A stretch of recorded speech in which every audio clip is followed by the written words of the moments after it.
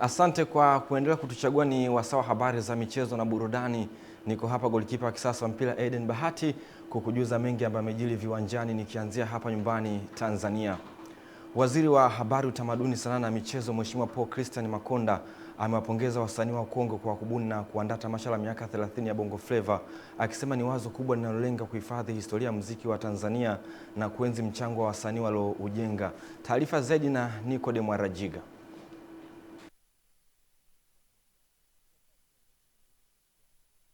Akizungumza katika uzinduzi wa tamasha hilo, Mheshimiwa Makonda amesema serikali imejipanga kuendelea kuunga mkono sekta ya sanaa kwa kuweka mazingira bora ya wasanii na bunifu zao, ambapo tamasha la miaka 30 ya Bongo Flava inatarajiwa kufanyika Julai 10, 2026 katika ukumbi wa Mlimani City jijini Dar es Salaam. Nawapongeza sana kwa sababu wazo hili haliishii tu kuwarejesha kwenye nafasi zenu, bali linatukumbusha historia ya muziki wetu tulikotoka. Linakumbusha nafasi ya mwanadamu inavyoweza kupanda na kushuka. Lakini pia linawaleta watu kwa pamoja na kuwafanya waendelee kwa taifa moja kama ambavyo Mungu alikusudia. Kwa hiyo hongereni sana wote ambao wamelipokea na kukubali kushiriki. Muziki hauna chama, muziki hauna dini, na muziki hauna kabila. Unamgusa mtu katika mazingira yake yote yale. Serikali ya Rais wetu Samia itaendelea kuhakikisha inawashika mkono. Nicodem Arajiga. Mashindano ya Masoko Cup kwa mwaka 2026 yameendelea kutima vumbi katika viwanja tofauti, ambapo leo katika uwanja wa Kines mabingwa mara mbili wa mashindano hayo, timu ya Soko la Mabibo wameibuka na ushindi wa mabao 3-0 dhidi ya timu ya Kekumanga na kujiweka katika nafasi nzuri ya kufuzu hatua ya 16 bora. Taarifa zaidi na winga Teleza Witness Ngalawa. Mavyo mchezo umetoka kutamatika hapa katika dimba hili la Kines. Naenda kuzungumza na makocha pamoja na wachezaji. Nini hasa ambacho kimetokea katika dimba hili? Kwa matokeo ya leo, nashukuru, manake mechi ilikuwa ngumu. Wapinzani wenzetu nao ni wajanja kwenye mpira, ila sisi wakubwa mpaka tunakuwa zawina mara mbili katika mashindano, nako tuna ukubwa ndani yake. Kwa hiyo tumedhihirisha ukubwa wetu. Mchezaji wangu ni tuelekeza na kufanya, tumepambana. Ila katika mapambano yote yale kuna kushinda na kufeli.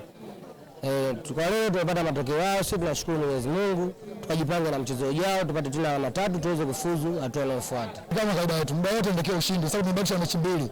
Sisi tunataka tupambane tupate ushindi, tupite kwenye michuano. Kwa sababu msikosuko tulipata, muona hiyo. Tumewapiga watu 4 na mwenyewe mfungo goli 4, lakini mechi hata tunaegemea kwenye karatasi.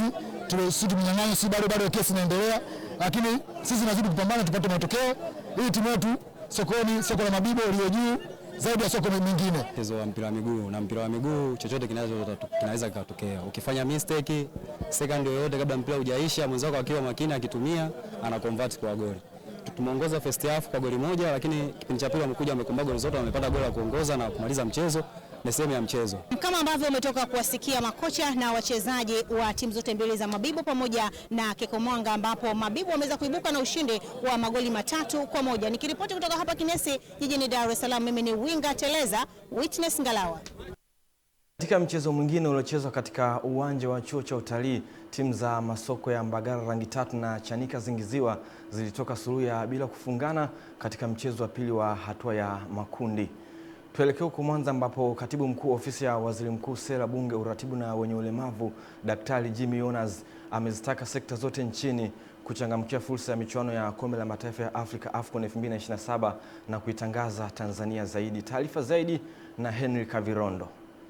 Dr. Yonas, ambaye pia ni mwenyekiti wa kamati ya kitaifa ya makatibu wakuu ya maandalizi ya AFCON, ameyasema haya wakati wa ziara ya kamati hiyo inayojumuisha makatibu wakuu wa kisekta na baadhi ya wakuu wa taasisi. Leo tumefanya ukaguzi wa miundombinu, hususan viwanja vya michezo, kuangalia namna ambavyo kazi inavyoendelea.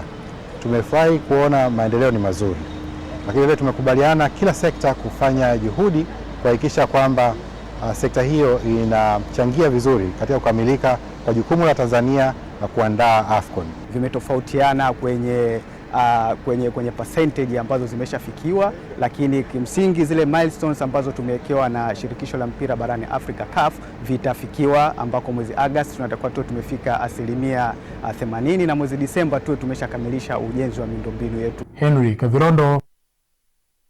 Katika kuhakikisha vijana wabunifu mkoani Njombe wanatambulika kupitia maarifa walionayo, kamati ya maandalizi ya utoaji wa tuzo za Njombe Smart Talent Award 2026 imetangaza kuzindua rasmi utoaji wa tuzo hizo mkoani Njombe, zikiwa na lengo la kutambua, kuthamini na kuhamasisha juhudi zinazofanywa na vijana pamoja na wakazi wa mkoa huo katika sekta mbalimbali za maendeleo. Taarifa zaidi na Michael Patrick. Akizungumza na vyombo vya habari mkoani hapa, mratibu wa kamati ya maandalizi ya utoaji wa tuzo hizo George Sanga amesema tuzo hizo zinalenga kutambua jitihada mbalimbali za vijana katika shughuli zao za ubunifu katika nyanja tofauti, hivyo wananchi wamehimizwa kujitokeza kuwania. Tuzo hizi zinalenga kutambua jitihada mbalimbali au juhudi mbalimbali ambazo zinafanywa na vijana na wakazi wa mkoa wa Njombe kwa ujumla wake katika maeneo mbalimbali ya kisekta kama sanaa, utamaduni, ubunifu, ushawishi kwenye jamii. Tunavyo vipengele 18 vya tuzo. Kipengele cha kwanza ni mwanamuziki bora wa kiume. Kipengele cha pili ni mwanamuziki bora wa kike, lakini kipengele cha tatu ni mtengeneza maudhui bora. Kutoka mkoani Njombe, Michael Patrick, Channel 10. Taarifa ya Michael Patrick inatuwekea kutoka kwenye habari za michezo kitaifa, na sasa tuangaze yale ambayo yamejiri medani za kimataifa.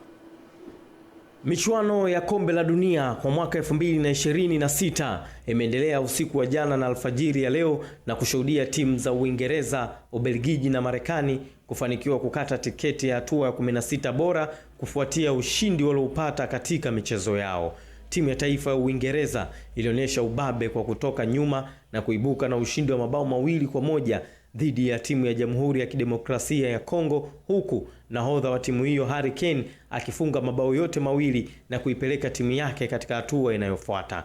Nayo Ubelgiji ilihitaji dakika 120 kuiondoa Senegal baada ya ushindi wa mabao 3-2 katika mchezo uliomalizika baada ya muda wa nyongeza. Wakati wenyeji Marekani walifunga Bosnia na Herzegovina mabao 2-0 licha ya kumaliza sehemu kubwa ya mchezo wakiwa pungufu kwa mchezaji mmoja kufuatia kadi nyekundu aliyoipata Folarin Balogun.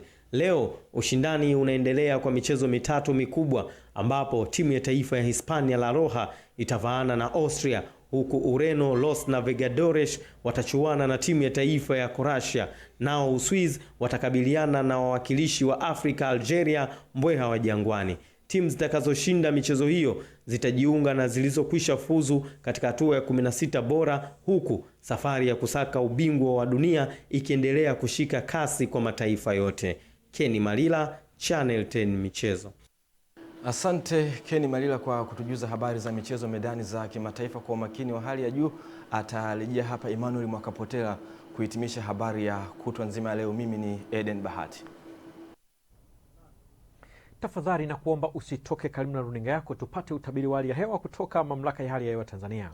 Kwa usiku wa leo tukitarajia hali ya ukavu na yenye hali ya ubaridi wa wastani ijitokeze katika maeneo mengi ya nchi. Kiwango cha chini zaidi cha joto kwa usiku wa leo kinatarajiwa kufikia nyuzi joto 6 katika mkoa wa Mbeya, kufuatiwa na nyuzi joto 7 katika mkoa wa Njombe na kufuatiwa na nyuzi joto 9 katika mkoa wa Rukwa. Mifumo ya upepo kwa siku ya kesho inatuelekeza upepo kwa ujumla unatarajiwa kuwa wa wastani katika maeneo mengi ya nchi, na kwa siku ya kesho kunatarajiwa pia kuwa kuna hali ya ukavu kwa ujumla. Kutoka Mamlaka ya Hali ya Hewa Tanzania hatuna la ziada. Asante na nikutakie wakati mwema.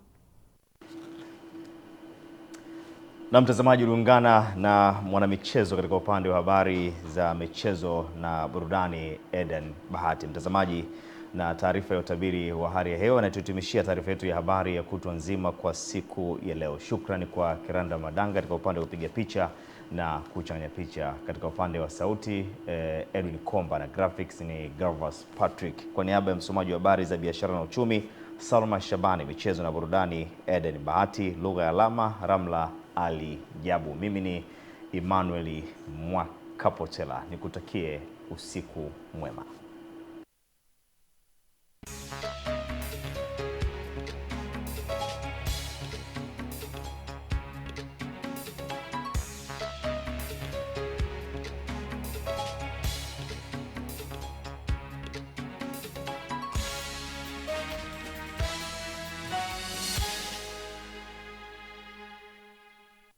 Rais wa Jamhuri ya Muungano wa Tanzania Mheshimiwa Dr. Samia Suluhu Hassan aagiza kuundwa kwa mfumo wa kisasa wa utendaji haki utakaorahisisha ulipaji kodi kwa maendeleo ya taifa. Mamlaka ya kudhibiti na kupambana na dawa za kulevya nchini yakamata tani 22.6 ya dawa haramu jijini Dar es Salaam kwenye msako uliofanyika mwezi Mei na Juni mwaka huu.